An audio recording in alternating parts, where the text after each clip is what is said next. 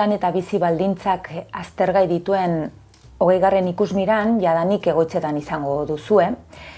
Eta azterketa honik zerri erantzuten dion partekatu nahi dugu edukian sartu aurretik. Egoera ekonomikoak kezkak lehen planora eraman du eta gerta daitekenaren inguruko galderak ugaldu dira.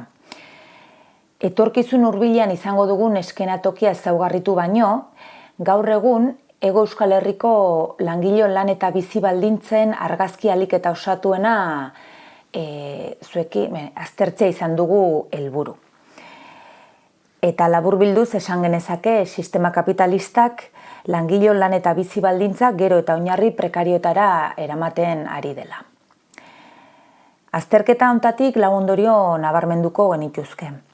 Lehenengoa da 24 eta 65 urte arteko bi herritarretik bat prekarietate egoeran bizi dela.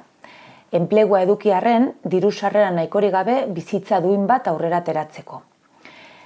Ikusmiran honetan prekarietate indizea eguneratu dugu eta 2022ko antzerako balioetan mantentzen dela baieztatu dugu, 49%.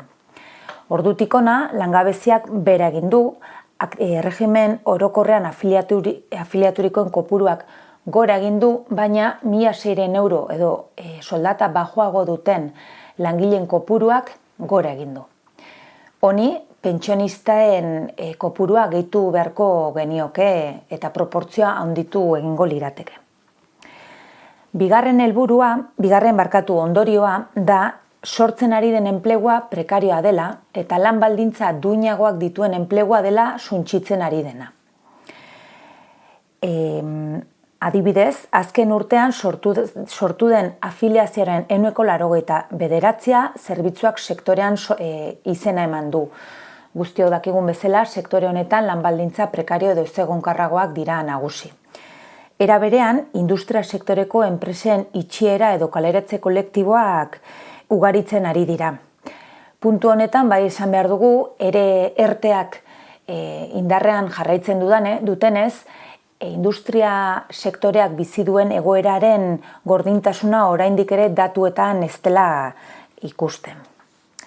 Bestalde, aldizkako kontratu finkoak igotzen ari dira, 4 emakumetik batek jardunaldi partziala du, eta kontratuen 76% behin-behinekoa da.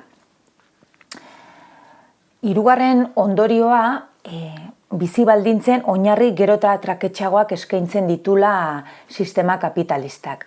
Eta bizi baldintzen eremu honetan hiru gako azpimarratu nahi ditugu.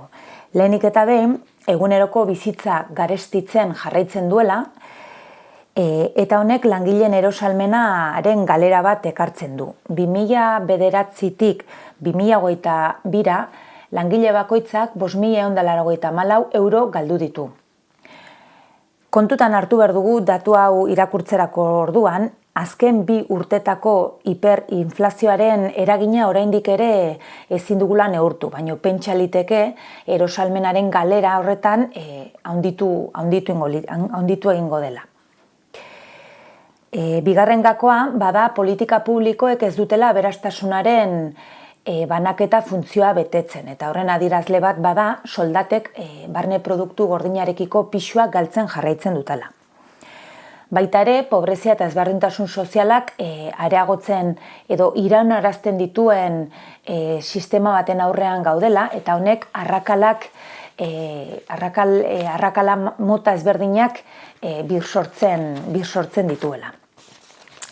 Eta 3. blokean osasun sistema aztertu dugu, osasun sistema publikoa, non merkantilizazio eta privatizazio prozesuen ondorioz sistema edo zerbitzua gero eta ahulagoa den. Eta hemen arreta jarri dugu ohe kopuruak izaten ari duen beherakada esponentzialean. Amaitzeko, 4. ondorio gisa, etxe bizitzan jarri dugu ikusmiran. Izan ere, etxe bizitza prezioak izaten ari duen igoera kasu honetan esponentzialak, langileon prekarizazioan eragina handia du, aldagai nagusienetako bat bilakatu da honezkero. Bereziki alokairuaren prezioa da igo dena, eta soldataren gero eta proportzio handiagoa eskaintzen diogu alokairua ordaintzera. Nafarroan adibidez, bataz beste 39,3 soldataren 39a eskaintzen zaio alokairua ordaintzera. EAEn aldiz 46a da.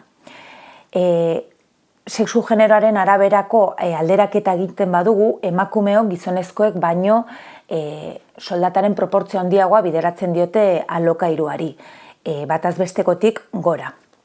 Eta kasu honetan ere, kontutan hartu behar dugu, azken datuak 2022koak ditugula. Beraz, azken 2 urtetan etxe bizitza prezioak izan duen gorakada kontutan izanik, datu hauek areagotuko liratezke. Etxe bizitza soziala edo babes soziala eskuratzeko ere, duela urte bete baino 8 urte gehiago beharko genituzke. Adibide bezala, etxe bizitzak izaten ari duen kezkatzeko egoera ulertzeko.